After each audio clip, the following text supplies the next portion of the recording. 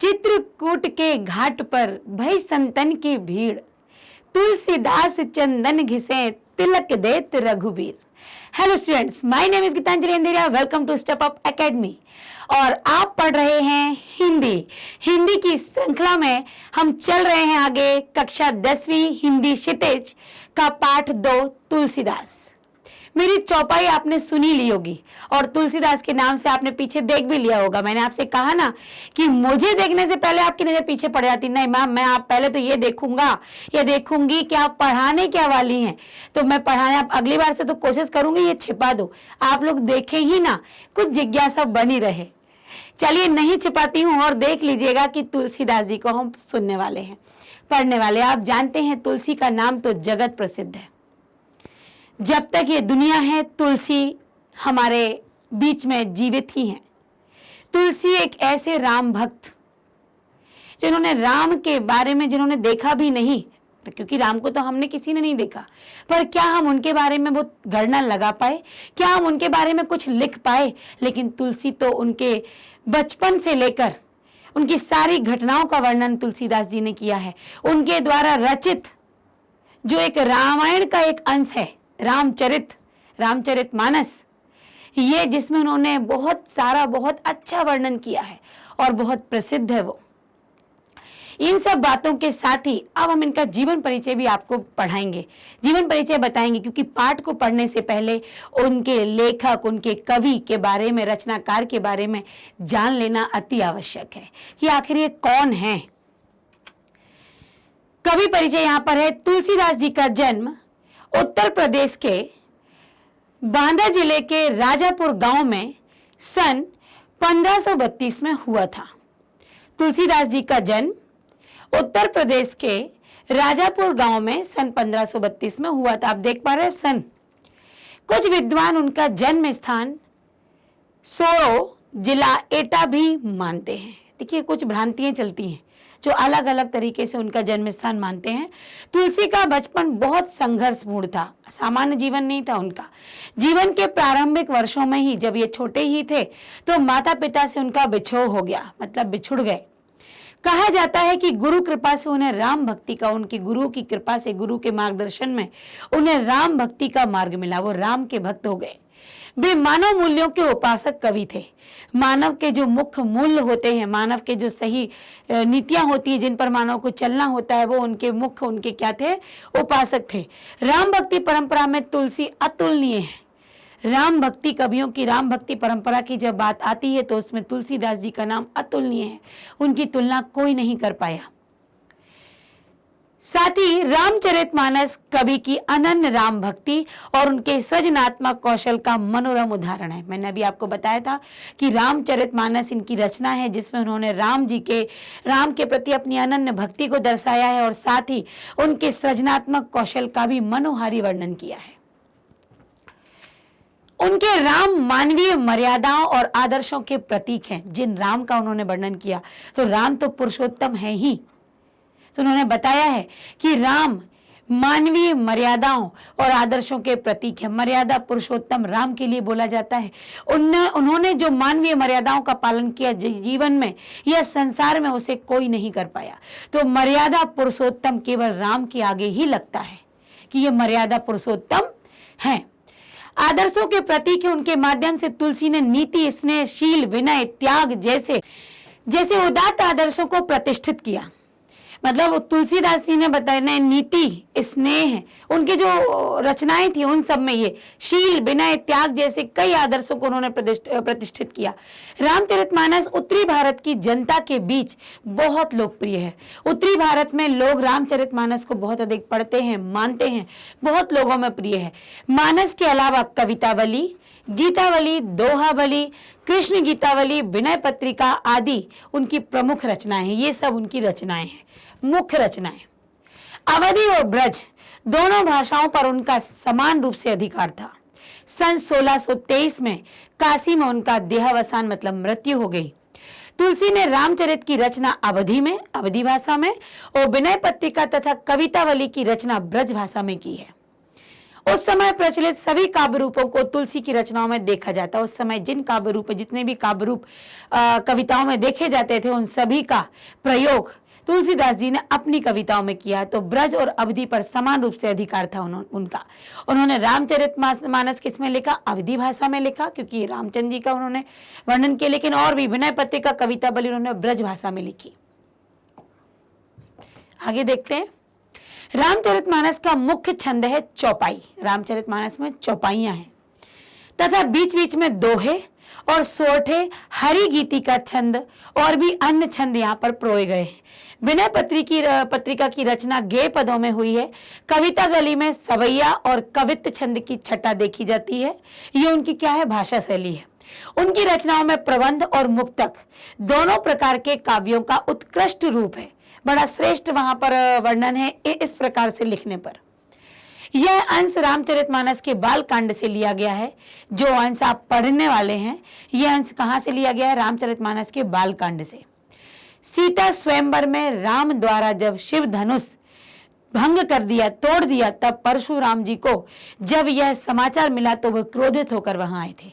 आपने रामायण सुनी है, टीवी पर देखी भी है।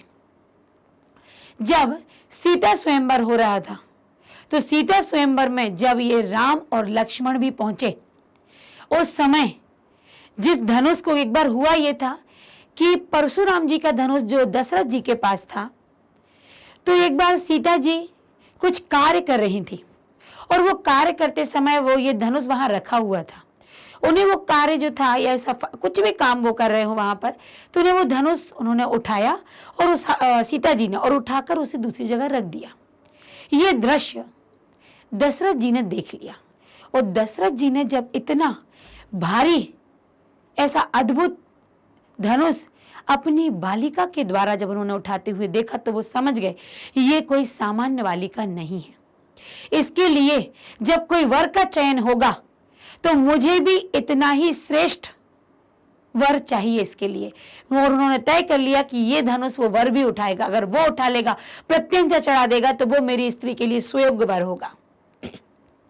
और उन्होंने जब सीता विवाह के योग्य हुई, तब उन्होंने दशरथ जी ने जो बात उन्होंने मन में ठान ली थी वही किया और वो धनुष ये सभा में रखा गया और कहा गया राजाओं से कि जो इस धनुष पर प्रत्यंचा चढ़ा देगा उससे ही सीता का विवाह होगा, सीता उसे ही वरमाला पहनाएंगी।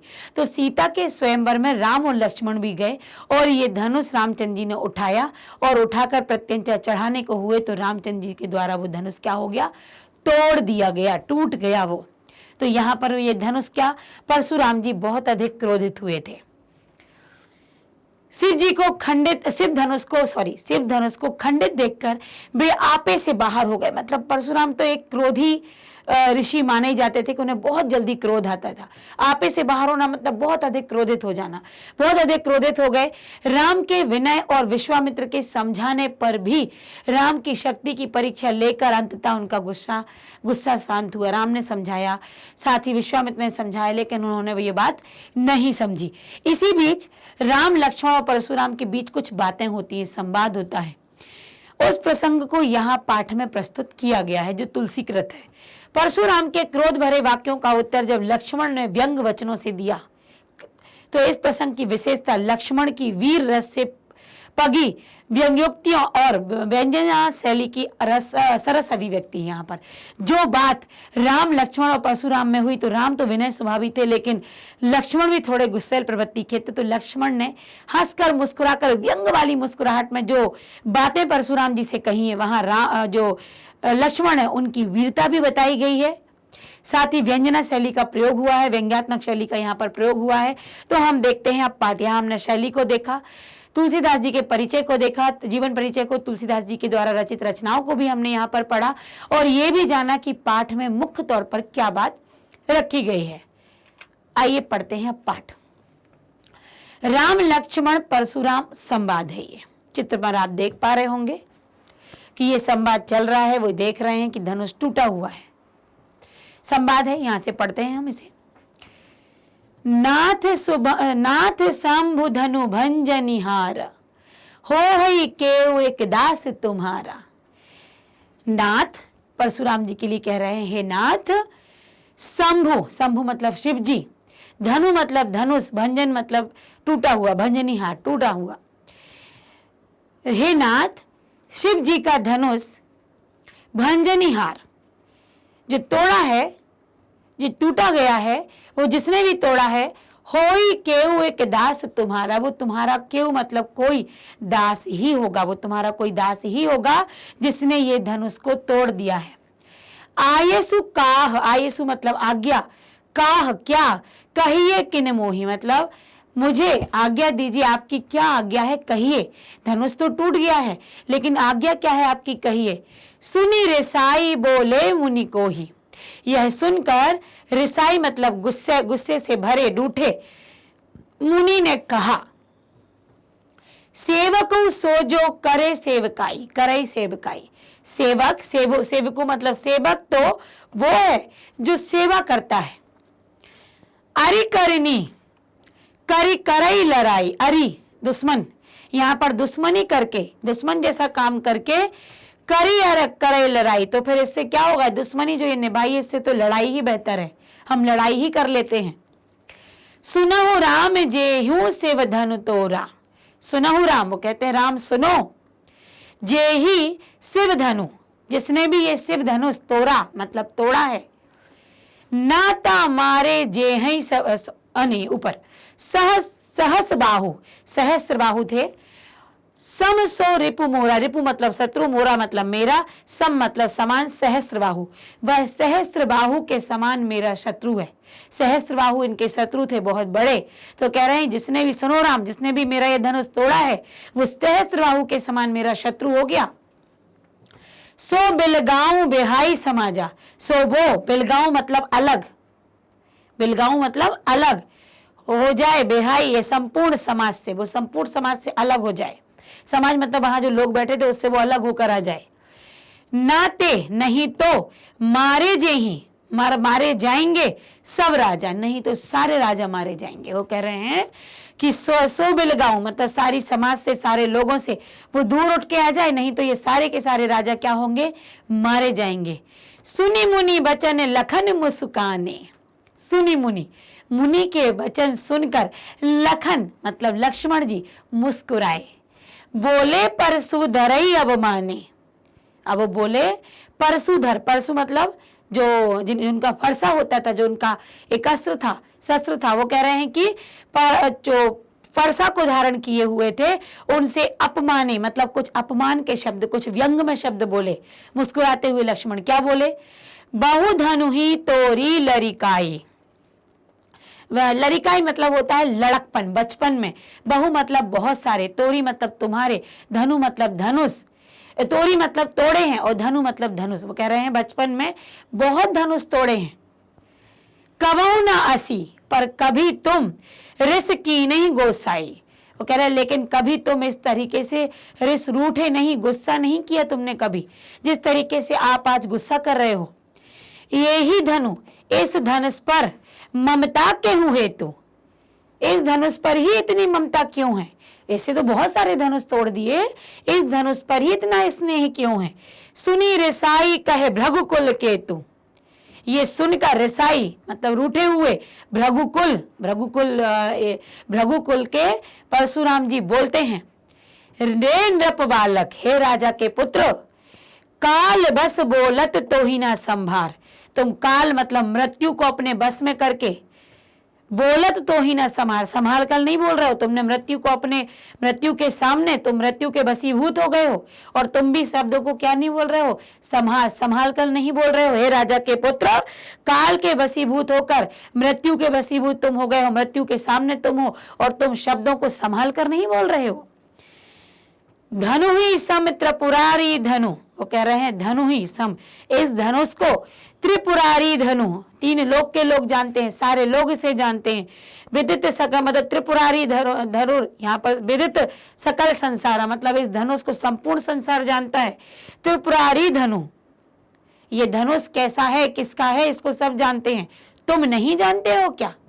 इस धनुष को संपूर्ण संसार जानता है किंतु तुम इसे नहीं जानते हो क्या। ये यहाँ पर उन्होंने, राजा ने उनसे बात की, परशुराम जी ने बात की कि क्या तुम इस धनुष को नहीं आगे देखिए, इससे संबंधित कुछ प्रश्न यहाँ पर हैं कि राम ने परशुराम से, इसी से जो आपको पैराग्राफ पढ़ाया है, जो पद आपको पढ़ाया है, उस पद से संबंधित मैं कुछ प्रश्न लाई हूं कि आपको, क्योंकि पद की भाषा ऐसी है जो आपको थोड़ी कठिन लगेगी, अवधि भाषा जो है आपको थोड़ी कठिन लगेगी, तो आपको क्या है, इसलिए मैं इससे संबंधित प्रश्न यही लाई हूं कि जो छोटे छोटे प्रश्न आपसे पूछे जाएंगे वो आपसे यहीं की यहीं बन जाए, कहीं आप ये भूल ना जाओ। राम ने परशुराम से क्या कहा? शिव धनुष तोड़ने वाला आपका ही दास है, शिव धनुष तोड़ने वाला मैं हूं, ऐसे धनुष हमने बहुत तोड़े हैं, उपयुक्त सभी। क्या उन्होंने ये कहा था?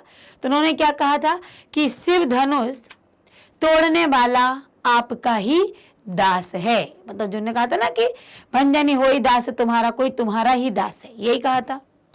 अगला प्रश्न है, सेवक से जो करई सेवकाई, सेवक से जो करे सेवकाई, से कवि का आशय क्या है? सेवक वही जो सेवा करता है, सेवा करने वाला सेवक नहीं होता, जो मन से सेवा करता है, उपर्युक्त सभी। तो क्या है, जो सेवक होता है वो सेवा करता है।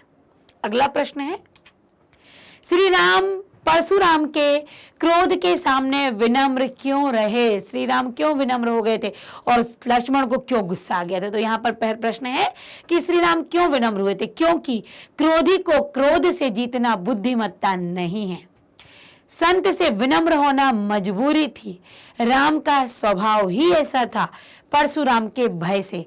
अब यहाँ पर 3 ऐसे हैं जो आपको शायद लग सकते हैं कि राम का स्वभाव ही ऐसा था, बाकी उनका स्वभाव ऐसा ही था, और दूसरा परशुराम से उन्हें भय था, या फिर क्रोधी को क्रोध करके नहीं, बुद्धिमत्ता से कुछ ऐसी बातें उसके सामने करो कि उसका क्रोध शांत हो जाए और हमारी बात भी रह जाए। तो क्रोधी को क्रोध से नहीं, क्रोध से जीतना है, क्रोधी को क्रोध से जीतना बुद्धिमत्ता नहीं है।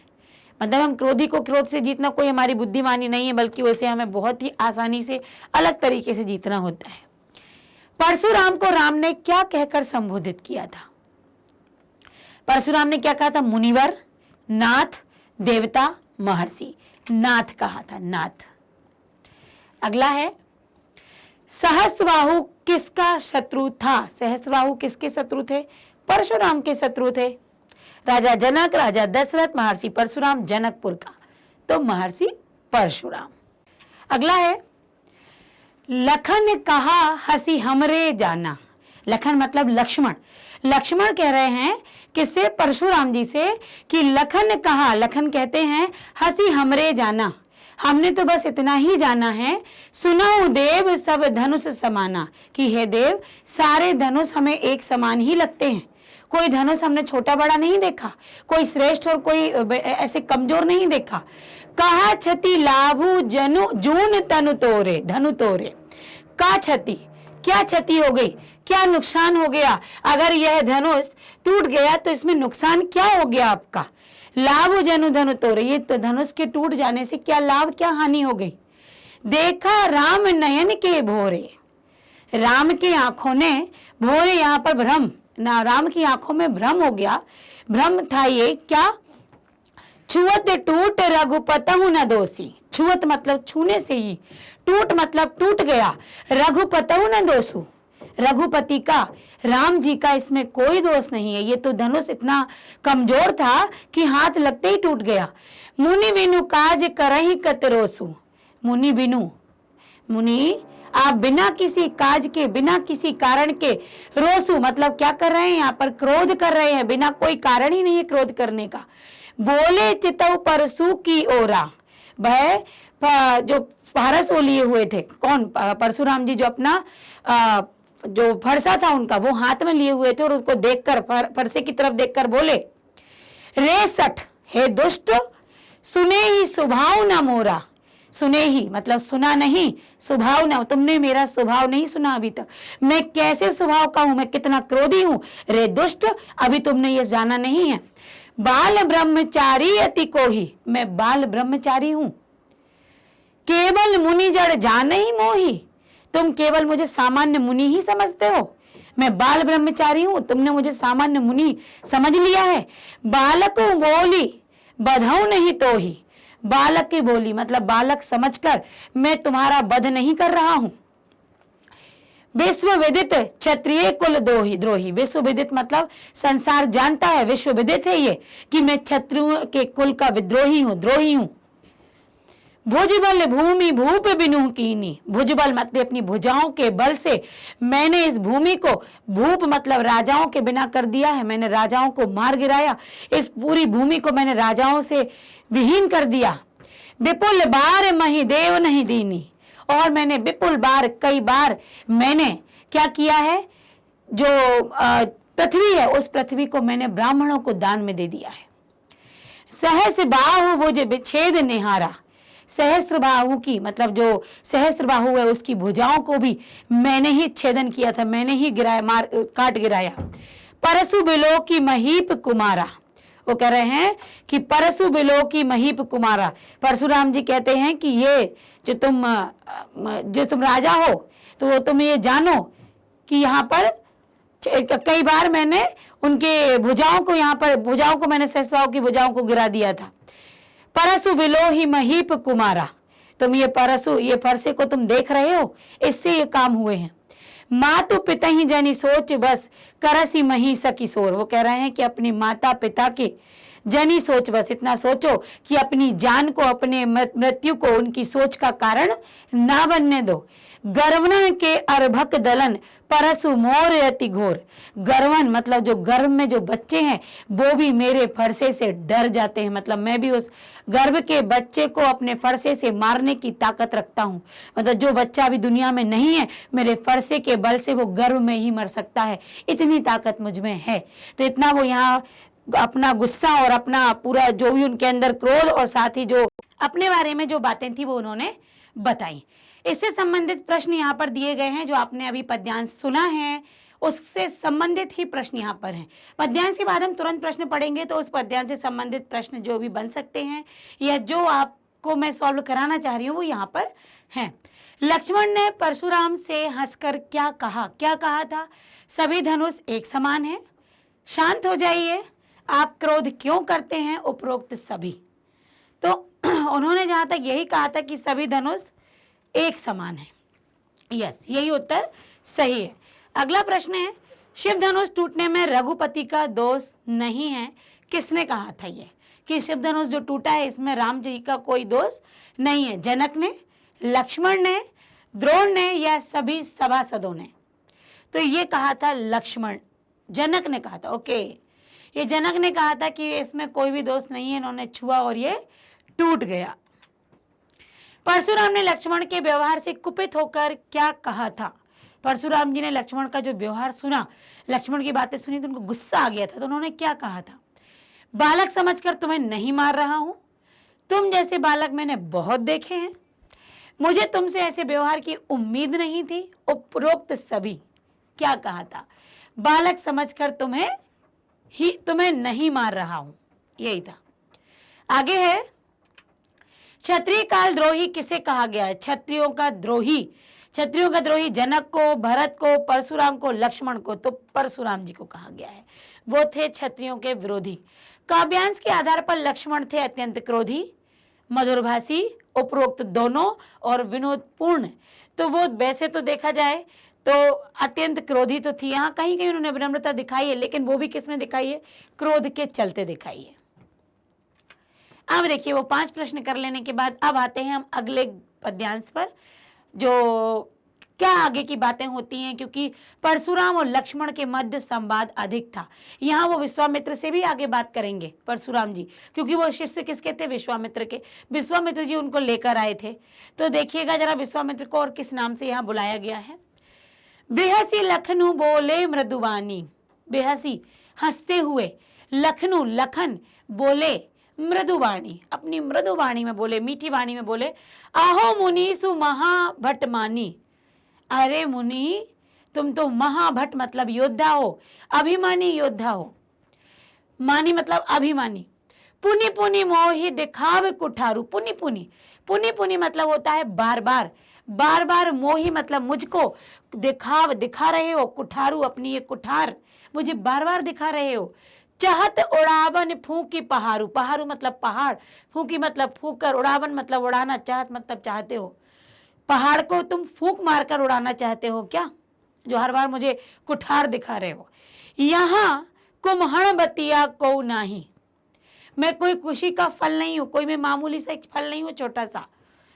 ते तर्जनी, तर्जनी मतलब होती है ये उंगली, ऐसे उंगली दिखाते ना, तो ऐसी मान्यता है कि हम उगते हुए जो बिल्कुल नया फल लगा हुआ है, और ऐसे पुराने बुजुर्ग लोग कहते थे उसको उंगली मत दिखाना नहीं तो वो मुरझा जाएगा। कोई कली खिल रही है उसको उंगली दिखा के मत बोलो देखो वो खिली हुई है, वो मुरझा जाएगी, ऐसे लोग मानते थे। तो वो भी यही कह रहे हैं, मैं कोई मामूली सा कोई फल नहीं हूं कोई निर्बल नहीं हूं मैं। जे तर्जनी देखी मारी जाही, कि तुम्हारी उंगली दिखाने से मैं मर जाऊंगा। देखी कुठारू सरासन वाना, देखो कुठारू, मैं भी कुठार से धनुष से कैसा हूं, सरासर पूर्ण हूं। मैं कछु कहा सहित अभिमाना, मैंने कछु मतलब मैंने जो कुछ कहा है वो अभिमान के सहित ही कहा है, मुझे भी अभिमान है कि मेरे हाथ में भी कुठार भी और धनुष भी है। भृगुसुत समझी, आप भृगु के पुत्र हैं, ये मुझे समझ में आया। जनेऊ बिलो की, जो जनेऊ पहनते थे साधु संत, उस जनेऊ को देखकर मुझे पता चला गया कि आप भृगुसुत हो, भृगु के पुत्र हो। जो कछु कहूं सहु रिस रोकी, जो कुछ मैं कहना चाह रहा हूं उस गुस्से को मैंने क्या किया, रिस मतलब गुस्सा, उस गुस्से को मैंने रोक लिया है, रोक कर कह रहा हूं। मतलब मैंने अभी वो क्रोध दिखाया ही नहीं है जो मुझे आ रहा था। जैसे ही मैंने देखा कि आपने जनेऊ पहना है तो आप भृगु के कुमार हैं, तो मैंने अपने क्रोध को क्या किया, रोक लिया है। सुर मही सुर हरिजन अरुमाई, हमरे कुल इन पर न सुराई, हमारे कुल की इन पर न सुराई, इन पर किन पर, सुर देवताओं पर, ब्राह्मणों पर, हरिजन मतलब भगवान के भक्तों पर, अरुगाई और गाय पर, हमरे कुल इन्ह पर न सुराई, हमारे कुल में ये परंपरा नहीं है कि हम इन पर सुराई, इन पर अत्याचार करें। बंधे पाप अपकीर्ति हारे, यदि हम इनसे हार जाते हैं तो हमें अपकीर्ति और पाप बंध जाते हैं हमारे ऊपर, अपकीर्ति हमारा अपयश हो जाता है, लोग हमारी निंदा करने लगते हैं। तो हमारे कुल में ये बात नहीं कही गई है, ये हमारे कुल की परंपरा नहीं है हमारे सूर्यवंश की, कि हम ब्राह्मण को, गाय को, देवताओं को और भक्तों पर वार करें, उनको मारें। मारता हूं पाप परिये तुम्हारे, मारता हूं, यदि आप मारते भी हैं तो परिये पढ़ता हूं, पा मतलब पांव तुम्हारे, यदि आप हमें मारेंगे भी तो मैं तो पैर ही पढ़ूंगा आपके। कोटि कुलिस सम वचन तुम्हारा, कोटि मतलब कई गुना, कुलिस मतलब कठोर हैं, वचन तुम्हारा, तुम्हारे वचन कई कुशिल से भी मतलब वज्र से भी कठोर हैं। कुलिस, कुलिस मतलब वज्र, वज्र से भी कठोर हैं। व्यर्थ धरहूं धनुबान कुठारा, व्यर्थ मतलब बेकार में, धरहूं मतलब रखे हुए हो, धनुष और कुठार, आप फरसा और धनुष को बेकार में ही लिए हुए हो, इनकी जरूरत ही नहीं है। आपके जो शब्द हैं वो ही इतने तीक्ष्ण हैं, ऐसे वज्र के समान कठोर है कि आपको किसी भी धनुष रखने की और कुठार रखने की आवश्यकता नहीं है। ये क्या था, व्यंग था लक्ष्मण का, कि इतना तीखा बोलते हैं आप, इतना गुस्से में बोलते हैं आप, कि आपके वज्र के आपने जो ये भरसा लिया रखा, आपने धनुष जो टांगा हुआ है, इससे भी कठोर तो आपके क्या है, वाणी है, आपकी बोली है। जो विलो की अनुचित कहूं, वो कह रहे हैं यदि अनुचित कहूं, यदि मैंने विलो की, वो कह रहे हैं यदि मैंने आपको कुछ भी अनुचित बोल दिया हो, गलत बोल दिया हो, क्षमा हूं महामुनि धीर, हे महामुनि धैर्यता से मुझे क्षमा हूं, क्षमा कीजिए। सुनी सरोस भृगुवंश मणि बोले गिरा गंभीर, वो कह रहे हैं कि उसकी सरोस मतलब उस बच्चे की, उस लक्ष्मण की बातें सुनकर भृगुपुत्र गंभीर स्वर में बोले।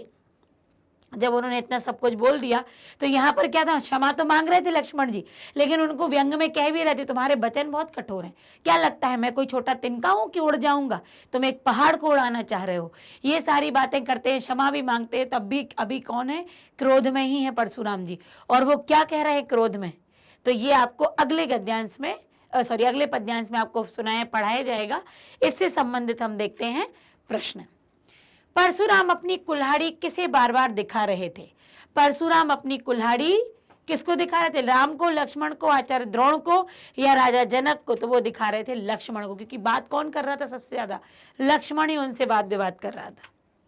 काव्यांश में कुम्हड़वतिया से क्या अभिप्राय है? तो कुम्हड़वतिया मतलब सीताफल।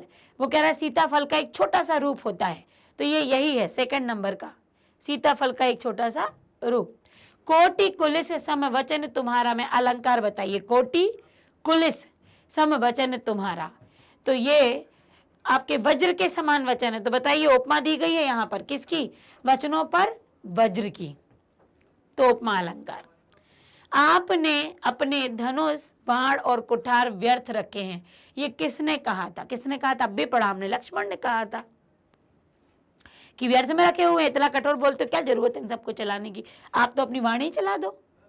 तो आगे है भृगुसुत से तात्पर्य है। भृगुसुत से क्या तात्पर्य है?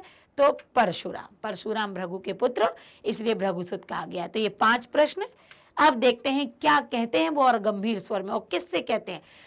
कौशिक, कौशिक कहा गया है विश्वामित्र के लिए। कौशिक सुनहु मंद येहु बालको, कौशिक विश्वामित्र सुनो, यह बालक मंद, मंद बुद्धि है, कुटिल है, कुटिल काल बस निज कुल घालकू, यह कुटिल है, काल बस है, ये अपने परिवार पर क्या करने वाला? परिवार को घालकू, घातक हानि पहुंचाने वाला है। तुम्हारा ये बालक जो है ये मंद बुद्धि है, कुटिल है, क्या है ये? कालवश, ये मृत्यु के वशीभूत होकर अपने परिवार को ही क्या करने वाला है? नष्ट करने वाला है। भानुवंश मतलब सूर्यवंश, भानु मतलब सूर्य, भानुवंश राकेश कलंकु, ये सूर्यवंश में राकेश मतलब चंद्रमा के समान कलंक है। जैसे चंद्रमा पर दाग है ना, ऐसे ये भी सूर्य कुल में मतलब सूर्यवंश में उत्पन्न होने पर दाग सहित चंद्रमा के समान है। निपट निरंकुश, यह निपट है पूरे तरीके, निपट मतलब पूर्ण रूप से, निरंकुश अवधु असंकु, यह है बिना बुद्धि वाला, निर्बुद्धि ये बालक। और ये कैसा है? बिल्कुल इसके अंदर किसी प्रकार का अंकुश नहीं है, ये बिल्कुल छूटा हुआ है, इसे मतलब ये कुछ भी बोले जा रहा है, कुछ अपनी वाणी पर इसे अंकुश नहीं है, तो निरंकुश है ये। काल कवलु होई छन माही, काल कवलु मतलब मौत के मोह में, काल का कवल होता है कौर मतलब मौत के मोह में, होई छन माही ये थोड़ी ही देर में, क्षण भर में, क्षण मतलब क्षण, क्षण भर में ये मौत के मोह में चला जाएगा। कहो पुकारी खोरी मोहि नाही, कहो मतलब कोई भी, पुकारी मतलब कहना, खोरी मतलब दोष, मोही मतलब मुझको, नाही मतलब नहीं, कोई भी मुझको दोष मत कहना, कोई भी मुझ पर दोष मत लगाना यदि मैं इसे मार डालूं तो। तुम हट हट कहूं जो चहो उबारा, वो कह रहे हैं तुम हूं हट कहूं, तुम चाहते हो अगर तो जहां उबारा, इसको उबार सकते हो इस काल के मौत से, तुम चाहो तो इसे इससे निकाल सकते हो। कही प्रताप बल रोसु हमारा, और इसको कही मतलब कही ये प्रताप बल क्रोध हमारा, ये मेरा प्रताप बल और मेरे क्रोध के बारे में इसे बताओ।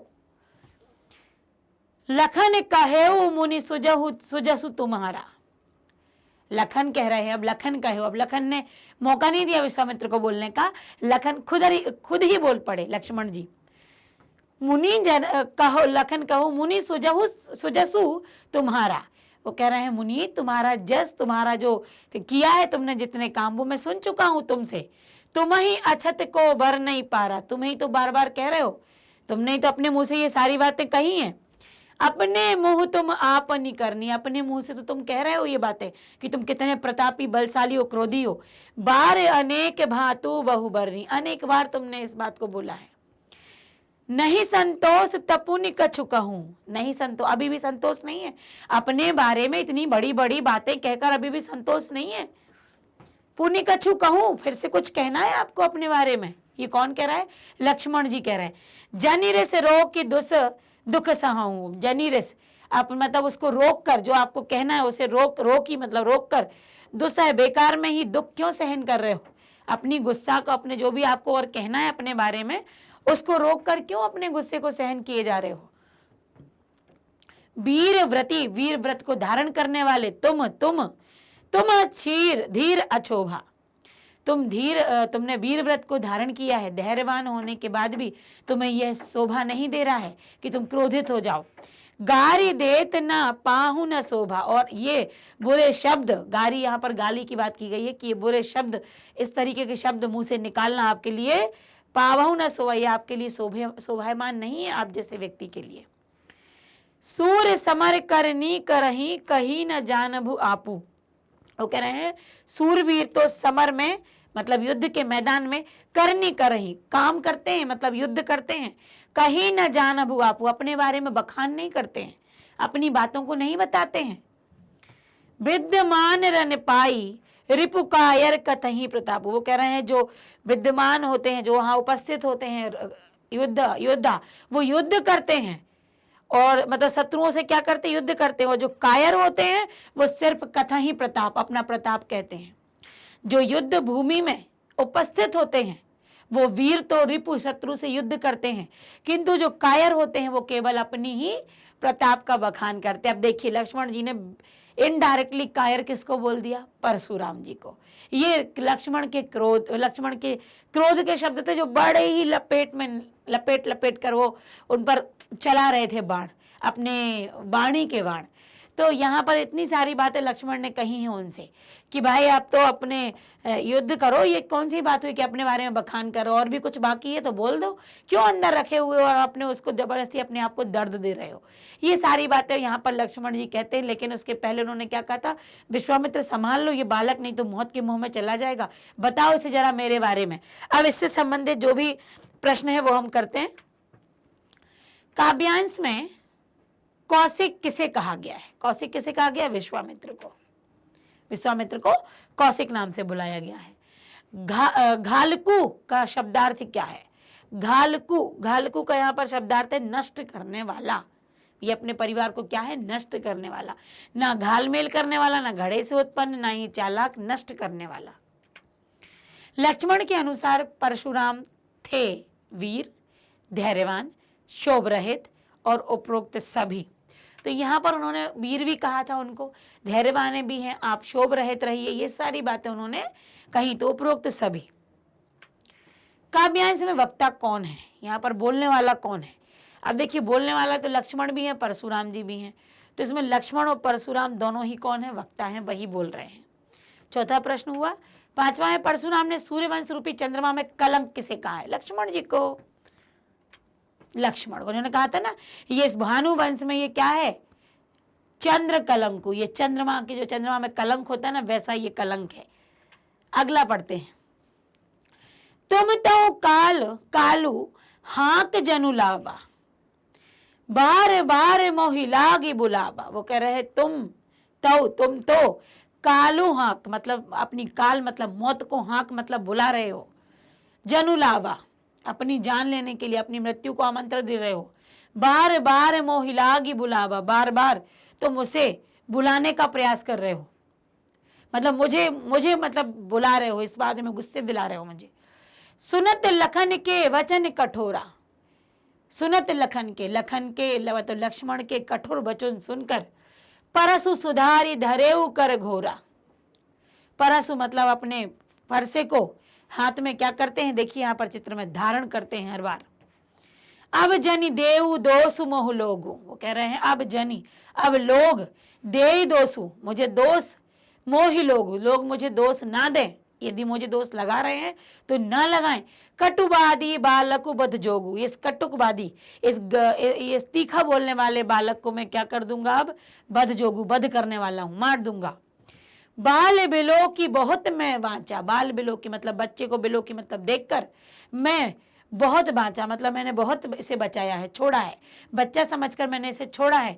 अब येहू मरनिहार भाषाचा, अब यह मरनिहार, ये मरने के लिए अब तैयार है, इसे मरना होगा, ये सत्य है।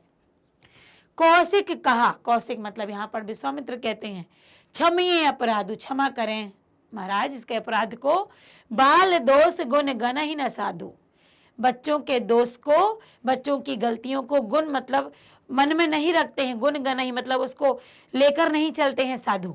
साधु बच्चों की गलतियों को क्या करते हैं, पकड़ कर नहीं चलते, छोड़ देते हैं। तो बच्चा समझकर इसे भी छोड़ दीजिए।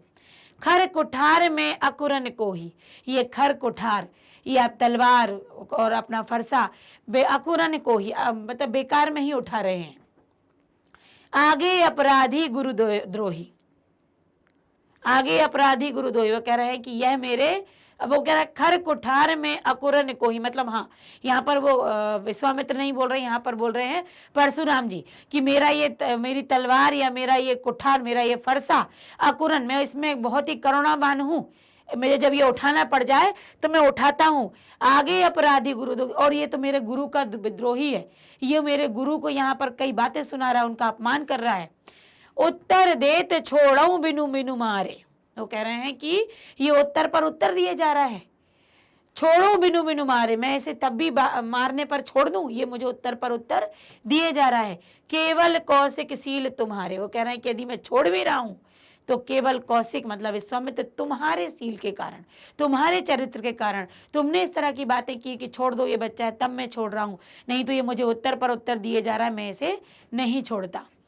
नाता ये ही काठी कुठार कटोरे, गुरही ओरन हो तू श्रम थोरे, वो कह रहे हैं कि नहीं तो मैं इस कुठार से, कठोर, इस कठोर कुठार से काटी यही से काट डालता, गुरही ओरन, और मैं अपने गुरु के ऋण से होता हूँ श्रम थोरे, मैं अपने गुरु के ऋण से उऋण हो जाता, मैं अपने गुरु का जो ऋण है कि पितृ ऋण होता है, गुरु ऋण होता है, तो मैं अपने गुरु के ऋण से उऋण हो जाता, क्योंकि इसने मेरे गुरु का विरोध किया है और मैं उसके गुरु का पक्ष लेते हुए इसे मार डालता तो मैं गुरु के ऋण से मुक्त हो जाता।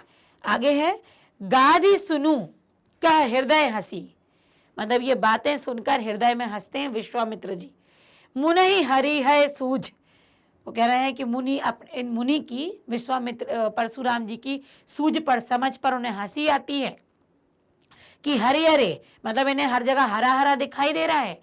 आयमय खांड ना उखमय अजहूं, आयमय मतलब लोहे की, खांड मतलब छड़ को, ये लोहे की छड़ को ऊख मतलब गन्ने, रसमय गन्ना समझकर, अजहूं न बूझ अबूझ, मतलब वो उसको समझ नहीं पा रहा और उसको तोड़ने का प्रयास कर रहा है। बूझ अबूझ मतलब उसको, आपको वो समझ नहीं है कि आप किसको ललकार रहे हैं, ये कोई गन्ना नहीं है, ये लोहे की साख जैसा है, लोहे की छड़ जैसा है। कौन? ये लक्ष्मण जो खड़े हुए, राम जो खड़े हुए, तो आप किसी भूल चूक में है, ये सही मन ही मन कहते हैं। अब उनसे तो ये कह नहीं सकते, तो मन ही मन कहते हैं कि ये तो कुछ और ही सोच रहे हैं, इनको तो हर जगह हरा हरा दिखाई दे रहा है, इन्होंने कभी मार डाले हैं इतने लोग, तो ये कोई वो नहीं है, गन्ने का गन्ना नहीं है रस भरा, ये लोहे की छड़ है जिसे आप कुछ भी समझ रहे हैं। सूझ अबूझ मतलब तुम्हें इनको कोई भी चीज समझ नहीं आ रही, इनको बातें, यहाँ का विषय समझ नहीं आ रहा, ये सारी बातें यहाँ पर बातें हो जाती हैं। ऐसे संबंधित प्रश्न है, मृत्यु को अपने साथ हाँक कर लाए हो, किसने कहा है अपने साथ मृत्यु हाँक कर लाए हो? ये कहा है अच्छा लक्ष्मण ने, कि आप अपने साथ क्या लाए हो? मृत्यु को हाँक कर लाए हो, और बार बार ये कह भी रहे हो कि हम मार डालेंगे। प्रश्नोक्त पंक्तियों का मूल स्रोत है, जो प्रश्न से उक्त पंक्तियां हैं यहाँ पर, उनका मूल स्रोत क्या है? रामचरितमानस, कवितावली, रामायण या दोहावली। तो तुलसीदास जी का है, रामचरितमानस से ये अवतरित है। परशुराम ने किसे वध करने योग्य बताया है? कौन है?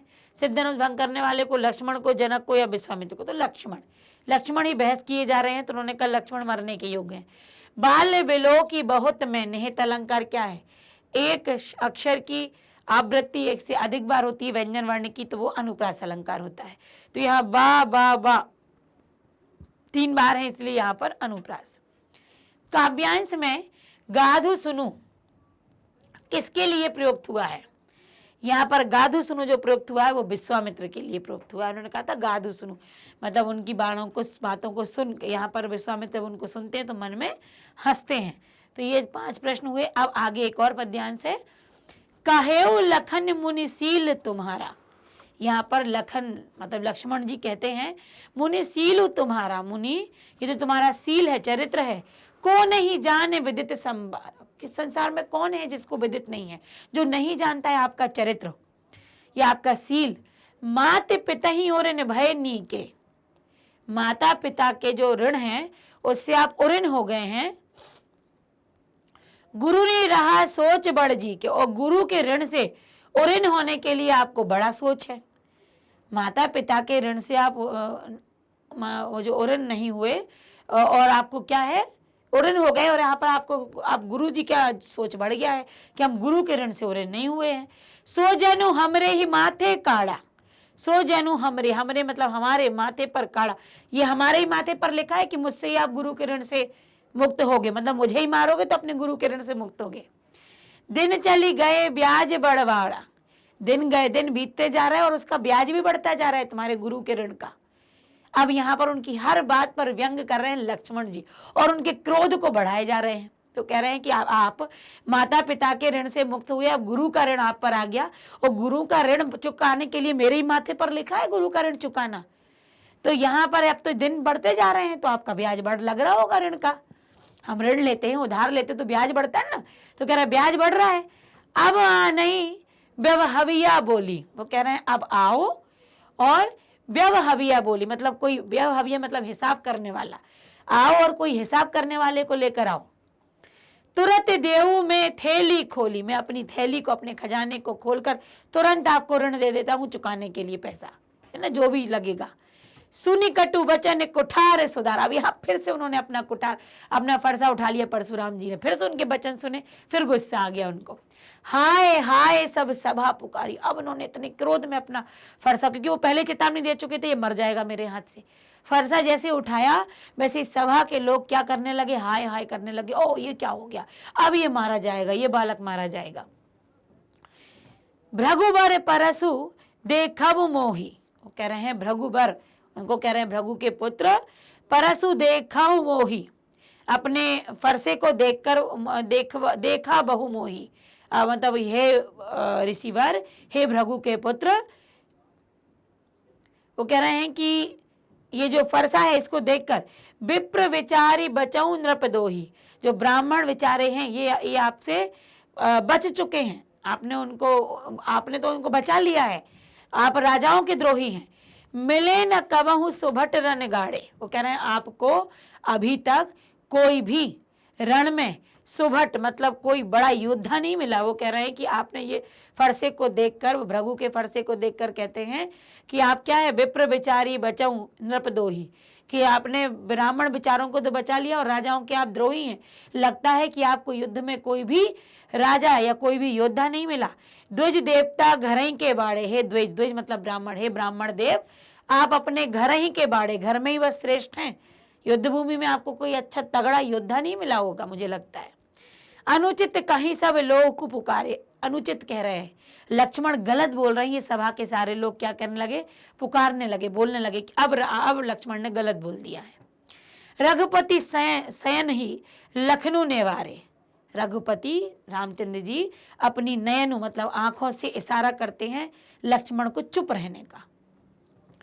लखन उतर आहतु सरिस भृगुबर को पुकृशान, लखन उतर आहुत सरस भृगुबर को पुकृशान, बढ़त देखी जल सम बचन बोले रघु।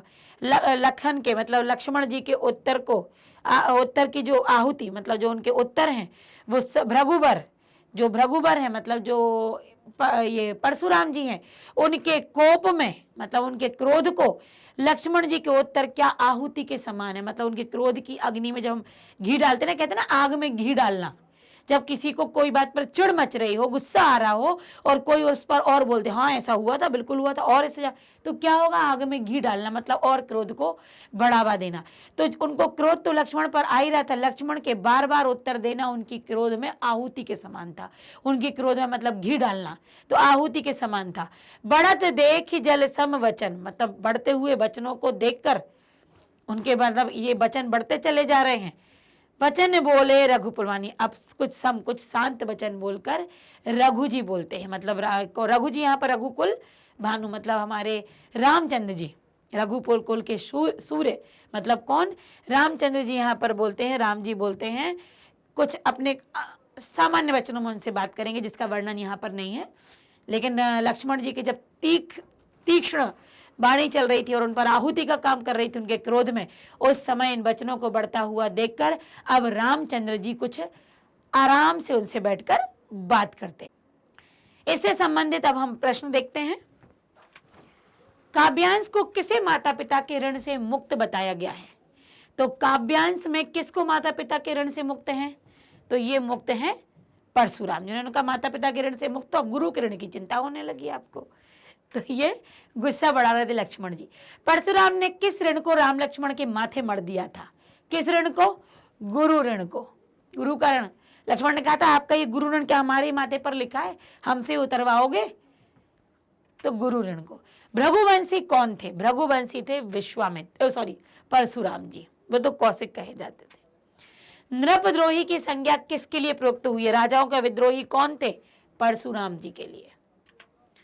जल सम वचन में कौन सा अलंकार है? जब सम आ जाता है, जल के समान वचन, तो यहां पर आ जाता है आपका उपमा अलंकार। सम जहां आता है समान, वो उपमा अलंकार होता है। परशुराम के क्रोध करने पर, अब यहाँ पर प्रश्न आ चुके हैं जो आपके पाठ्य पुस्तकीय प्रश्न होंगे। अभी तक हमने जो प्रश्न किए थे वो गद्यांश से संबंधित थे। परशुराम के क्रोध करने पर लक्ष्मण ने धनुष के टूट जाने के लिए कौन कौन से तर्क दिए हैं? परशुराम के क्रोध करने पर लक्ष्मण जी ने धनुष के टूट जाने पर क्या क्या तर्क दिए थे? क्या कहा था उन्होंने? कि भाई ये धनुष बहुत पुराना हो चुका था और इसको सिर्फ रामचंद्र जी ने उठाया है और वो अपने आप टूट गया है। ऐसे तो हमने कई धनुष तोड़े हैं, ये किसी आपके ही भक्त ने तोड़ा है, इसमें क्यों आपको ज्यादा प्रेम आ रहा है?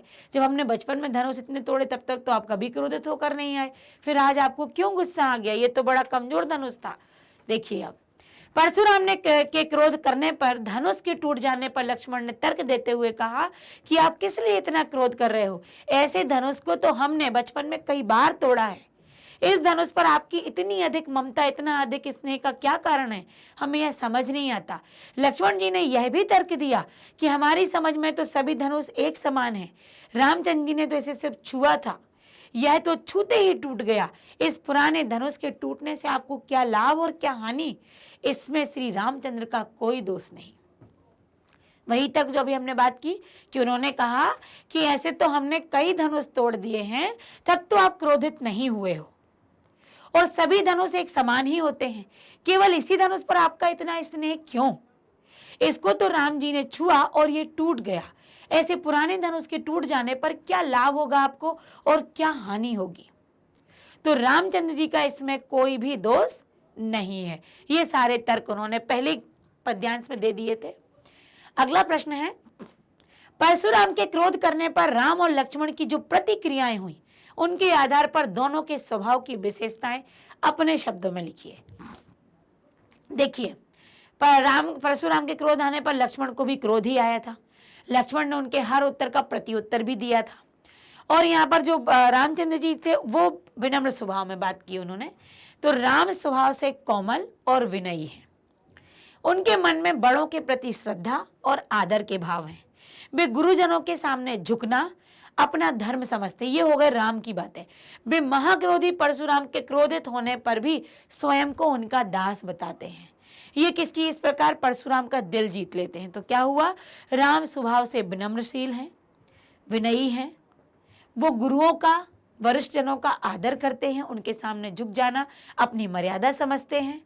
तो जब धनुष टूट गया तो परशुराम जी के सामने उन्होंने स्वयं को उनका दास बताया, जिससे उन्होंने परशुराम का दिल जीत लिया। किंतु वहीं लक्ष्मण एकदम विपरीत हैं।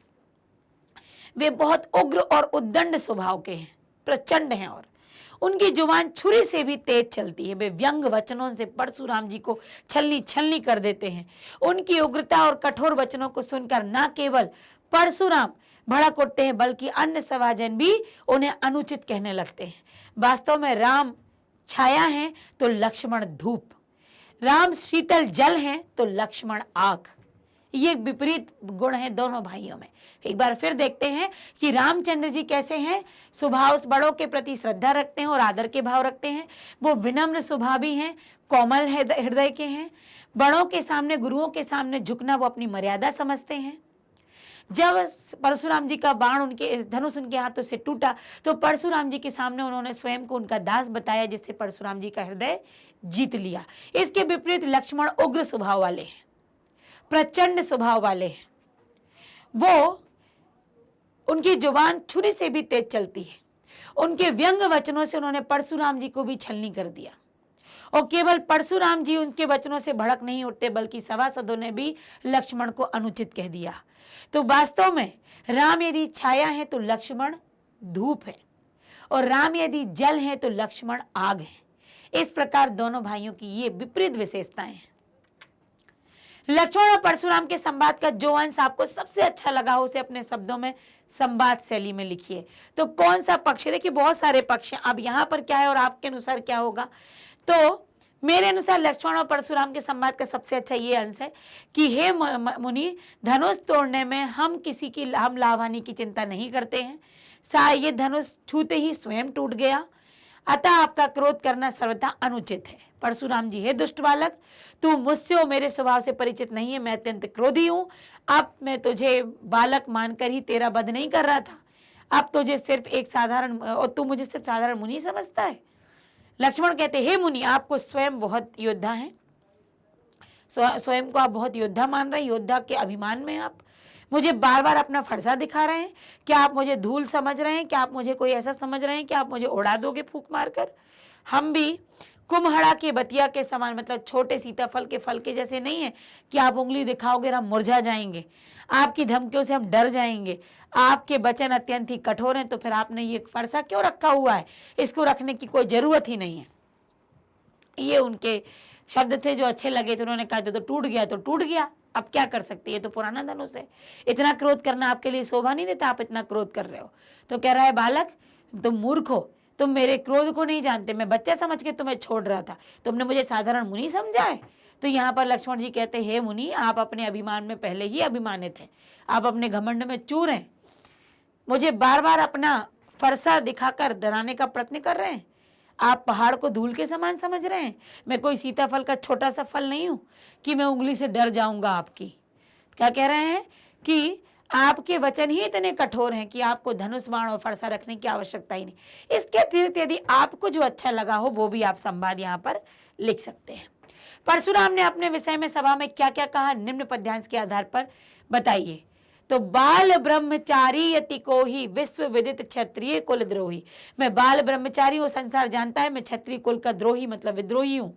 भुजबल भूमि भूप बिनुकी, मैंने अपनी भुजाओं से इस भूमि को कई बार राजाओं से विहीन किया है। विपुल बार महिदेवन दीनी, और कई बार इस भूमि को ब्राह्मणों को दान दे दिया है। सहज बाहु भुज छेद निहारा, मैंने सहस्त्र बाहु को छेद दिया था। परसु बिलो की महीप कुमारा, अपने फरसे को देखकर महीप कुमार कहते हैं।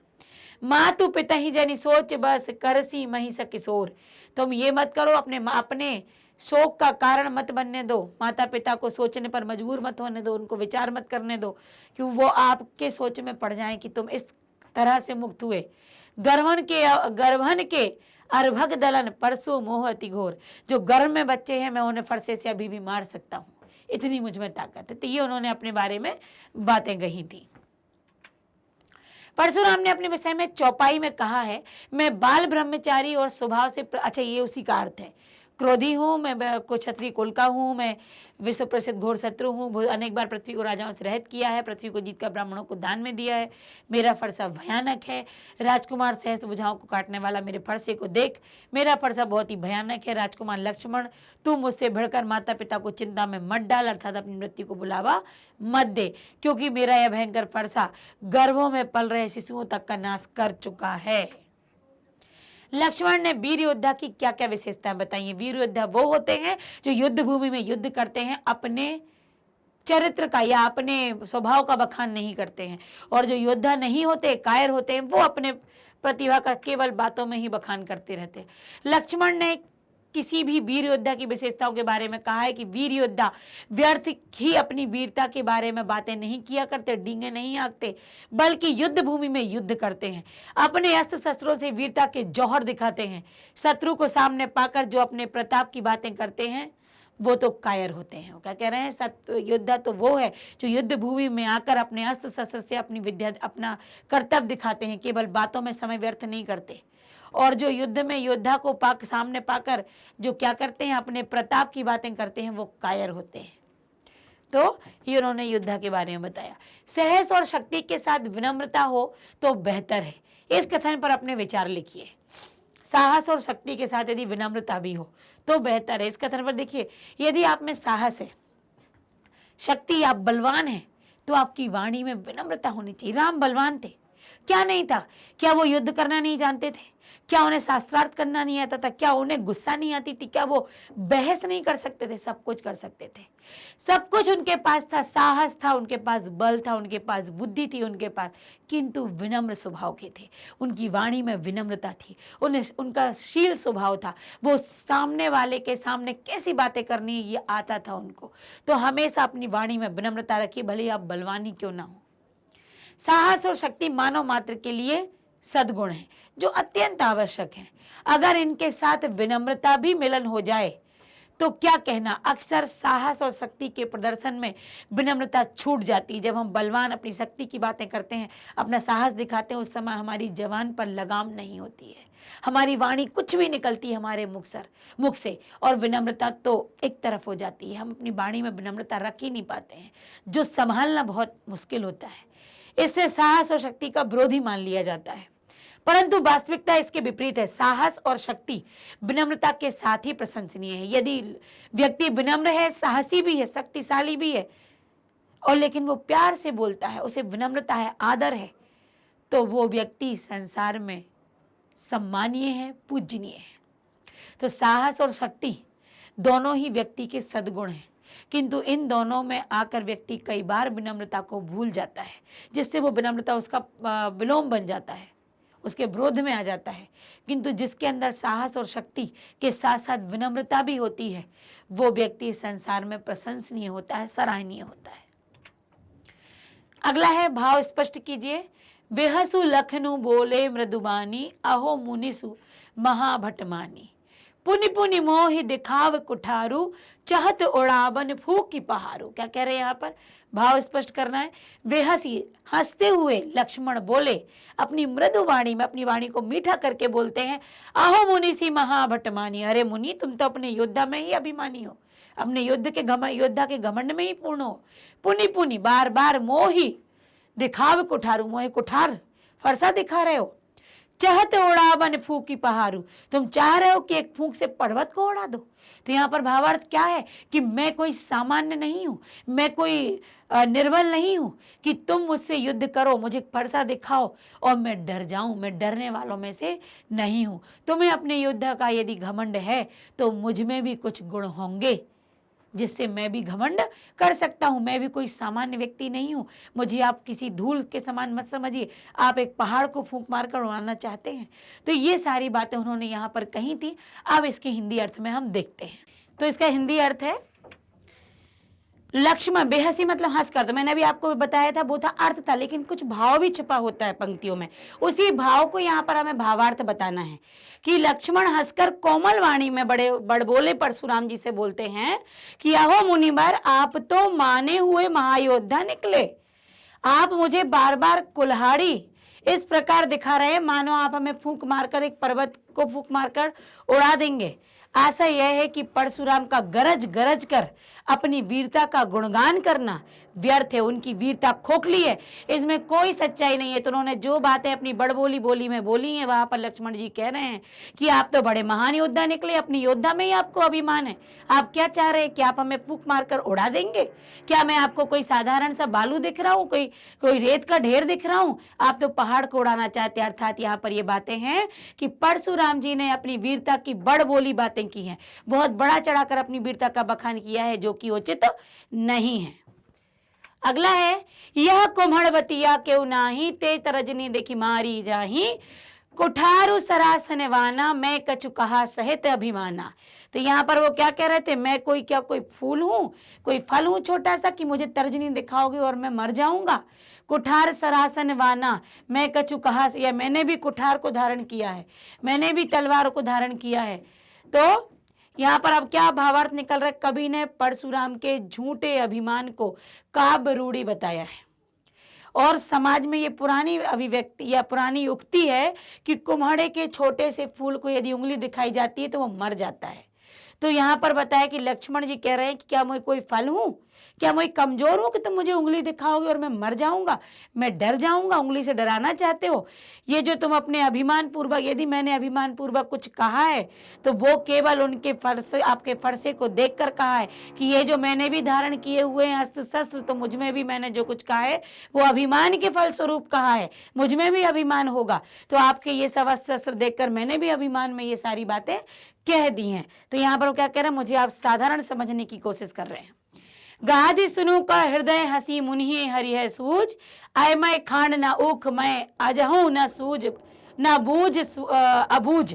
यहाँ पर गाध सुनु किसके लिए कहा गया है? तो यहाँ पर विश्वामित्र जी मन ही मन उनकी बातें सुनकर हंस रहे हैं कि अरे ये कुछ नहीं जानते, इन्होंने तो एक लोहे की सलाखा को क्या समझ लिया, ईख समझ लिया है, गन्ने का कोई रसमय गन्ना पूरा समझ लिया है कि इसे तोड़ देंगे। ये समझ नहीं पा रहे उनकी बातें कि आखिर ये दोनों बच्चे कौन हैं। तो प्रस्तुत काव्यांश का भाव है कि जिस प्रकार सावन के अंधे व्यक्ति को लगता है, यदि सावन में कोई व्यक्ति अंधा हो जाए तो सावन में क्या देखकर अंधा हुआ? हरा हरा। तो उसको आंखें बंद करने के बाद उसको लगता है कि सारी दुनिया हरी भरी रहती है हमेशा। तो वो कह रहे हैं सावन के अंधे को हरा हरा दिखता है, वैसे ही यहाँ पर परशुराम जी को भी हर व्यक्ति एक समान दिखाई दे रहा है।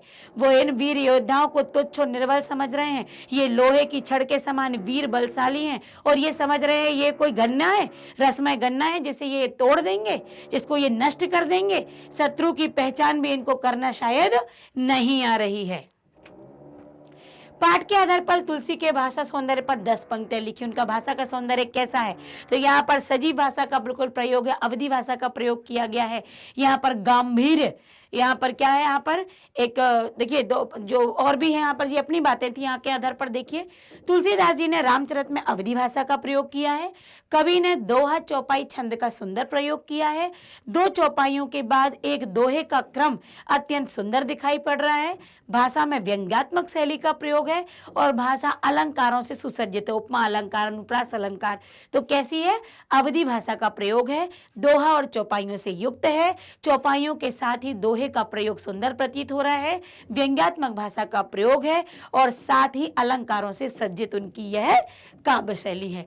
इसके अलावा छंद में मात्राओं के बंधन का पूरा ध्यान रखा गया कि छंद में कितनी क्या मात्राएं होती हैं। गेयता का गुण है, यहाँ पर गेय शैली का प्रयोग है, संवादात्मक शैली का प्रयोग हुआ है, लक्ष्मण परशुराम विश्वामित्र के मध्य संवाद है, ओज गुण और वीर रस है। ओज गुण है एकदम तेज, ओज से भरा हुआ, और वीर रस का प्रयोग है। यहाँ पर उपमा, यहाँ पर अलंकारों का प्रयोग है, वीर रस का प्रयोग है, चौपाई और छंदों का और दोहों का प्रयोग हुआ है, अवधि भाषा का प्रयोग है, गेय रीति का प्रयोग है, यहाँ पर गेयता का गुण विद्यमान है, संवादात्मक शैली का प्रयोग हुआ है, भाषा विषय अनुरूप है, जैसा उन्होंने संवाद बताया है वैसा उसके अनुरूप है, अर्थ गांभीर्य युक्त और प्रभावशाली है। तो ये है तुलसीदास जी की भाषा की विशेषता इस पूरे काव्यांश में। इस पूरे प्रसंग में व्यंग का अनूठा सौंदर्य है, उदाहरण के साथ स्पष्ट कीजिए।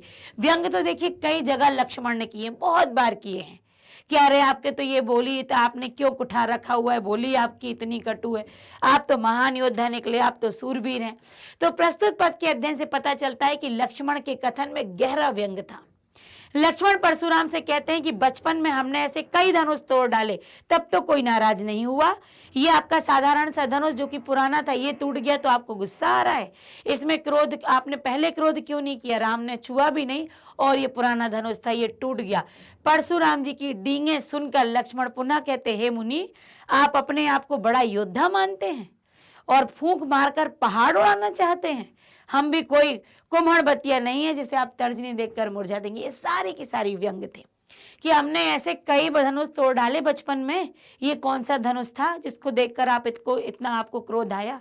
ये तो पुराना धनुष था, हाथ लगते ही टूट गया, और आप तो अपने आप को योद्धा मानते हो, इतना बड़ा योद्धा कि आप एक पहाड़ को फूंक मारकर उड़ाना चाहते हैं। मैं कोई आपको कोई पौधा दिख रहा हूँ, कोई छोटा सा फल दिख रहा हूँ कुम्हड़बतिया का, जो मैं उंगली दिखाते से मर जाऊंगा? ये सारे के सारे क्या थे? उनके व्यंग थे। और आपने धनुष व्यर्थ ही धारण किया हुआ, इसमें आगे उत्तर है, आपने व्यर्थ ही धनुष धारण किया, आपकी वाणी इतनी कठोर है कि इन कठोर शस्त्रों की तो जरूरत ही नहीं है। और व्यंग में कहते हैं आपका यश का वर्णन भला कौन नहीं जानता, इस सारे संसार में आप जैसा शक्ति का प्रदर्शन जो आप करते हैं, कायर अपनी शक्ति का प्रदर्शन ना करके बखान करते हैं, वैसे ही आप भी अपने मुख से केवल अपनी ही बखान किए जा रहे हो, अपनी प्रशंसा किए जा रहे हो। अपने शील पर पुनः व्यंग लक्ष्मण जी कहते हैं आपका शील तो पूरा संसार जानता है, आप तो केवल अपने घर में सूरवीर बने फिरते हैं, आपका किसी योद्धा से लगता अभी तक पाला नहीं पड़ा। तो ये हर एक गद्यांश में से पद्यांश में से आप ऐसी बातों को निकाल सकते हैं जो व्यंग है। चूंकि व्यंग्यात्मक शैली में ही लिखा गया है इसलिए बहुत व्यंग है, आप अपनी मर्जी से चाहें तो जितने व्यंग यहाँ जोड़ सकते हैं। निम्नलिखित पंक्तियों में प्रयुक्त अलंकार पहचानिए। अलंकार पहचानिए। बालकु बोली बधौ नहीं तो है, तो बा बा और बा यहाँ पर अक्षरों का जो प्रयोग है, तो यहाँ पर कौन सी शैली का प्रयोग किया, कौन सा अलंकार यहाँ पर आया है? जब एक वर्ण की आवृत्ति एक से अधिक बार हो जाए व्यंजन वर्ण की, तो वहां पर कौन सा अलंकार होता है? तो वहां पर अनुप्रास अलंकार होता है। अगला है कोटि कुलिस सम वचन वचनु तुम्हारा। सम जहां आ जाता है वहां उपमा अलंकार होता है। तो आपके जो ये कुलिस वज्र के समान क्या है? वचन है, तो यहाँ पर आ जाएगा आपका उपमा अलंकार। और साथ में एक और उन्होंने बताया कि कोटि कुलिस का अक्षर की आवृत्ति एक से अधिक बार हुई है, तो यहाँ पर अनुप्रास अलंकार। तो दो अलंकारों का यहाँ पर क्या है? प्रयोग हुआ है।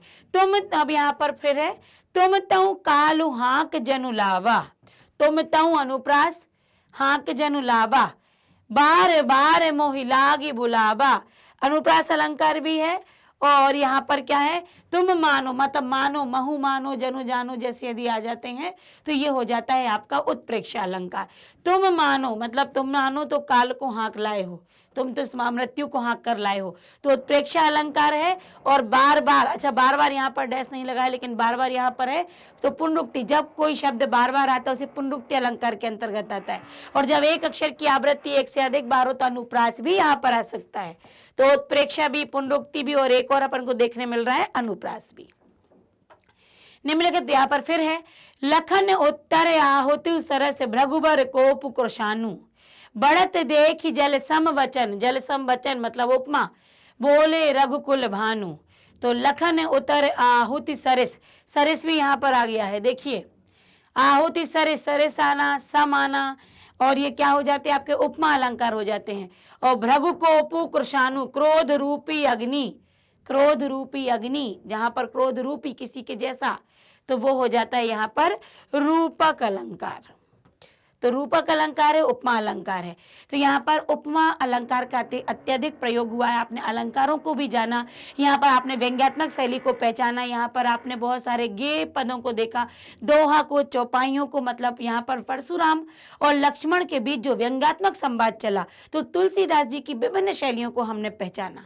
तो इस प्रकार कवियों की कई शैलियों के बारे में हम जानते हैं। साथ ही आप जान पाएंगे और भी बहुत कुछ इससे संबंधित आगे के पाठों को, और पिछले जो पाठ आपको दिए गए हैं सब कुछ आपको मिलेंगे, क्योंकि पेपर नजदीक आ रहे हैं, परीक्षा नजदीक आ रही है, आपको पढ़ाई का जोर चढ़ने लगा है। तो आप ढूंढना चाहेंगे सारे पाठ जो वन शॉट में आपको बताए गए हो बहुत कम समय में, तो विजिट कीजिए हमारे स्टेप अप की वेबसाइट पर, जहां पर आपको मिलेगा सब कुछ, बहुत सारा मटेरियल कक्षा 6वीं से 12वीं तक। और तैयारी में जुट जाइए, पढ़ते रहिए हमारे साथ, सुनते रहिए हम सभी को। इसके अतिरिक्त यदि कोई नीट, क्लेट, जेईई या सीयूईटी की भी तैयारी कर रहा है तो इसके लिए भी हमारी वेबसाइट पर बहुत कुछ मटेरियल आपको उपलब्ध है, जो आपकी परीक्षाओं को आसान कर देगा, आपकी तैयारी में मदद करेगा। तो इसके लिए आप वेबसाइट पर आकर विजिट कीजिए, सुनते रहिए, समझते रहिए, अच्छे अच्छे टीचर्स के माध्यम से बहुत कुछ आपको मिलने वाला है। तो इससे वंचित ना रहिए, और हमारे चैनल स्टेप अप अकेडमी को लाइक, सब्सक्राइब और शेयर करना ना भूलिए। Thank you.